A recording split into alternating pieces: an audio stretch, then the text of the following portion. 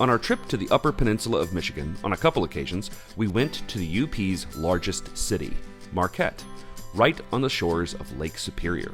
If you're driving through the endless wilderness of the UP and you're hungry for some authentic civilization, Marquette is the place for you. First, a brief word about the food. One day, we ate at the Border Grill, perhaps the best Mexican restaurant in the entire peninsula. On another day, we ate at one of our all-time favorite restaurants, Lagniappe. You may be wondering, how did an authentic Cajun Creole restaurant end up here in the frozen north? But if you know a little history, you know both this area on the UP and southern Louisiana share common roots, both being settled by French Canadians in the mid-1700s. This day of our trip may have been our kids' favorite day, because not only did we eat some excellent food, but we also had a chance to do some really fun activities. First, we went to Lakenenland, a bizarre but very entertaining park full of junkyard art just a few miles east of the city.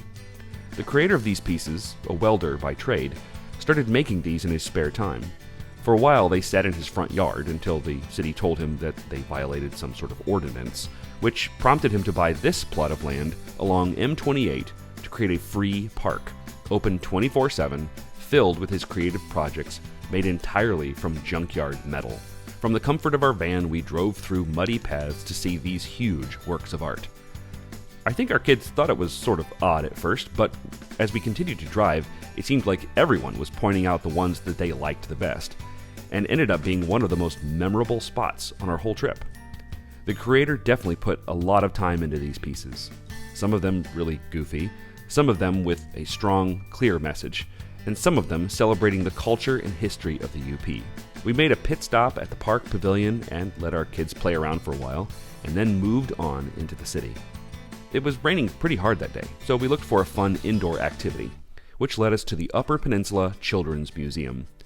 This place is a hodgepodge of fun and education, and every nook and cranny of this place is packed with things for kids to pull, push, ride, feel, slide on, jump on, and learn about. My kids loved moving through the digestive system, pretending to buy groceries, climbing into tree houses, crawling through tunnels, watching turtles try to escape, learning about water treatment, and playing with the green screen. Tonight's forecast is dark, with continued darkness, until the morning when it gets light. The museum just sort of seems to go and go, and it's an easy place for kids to spend several hours without getting bored at all. And after we left, we heard more than one request to go back here.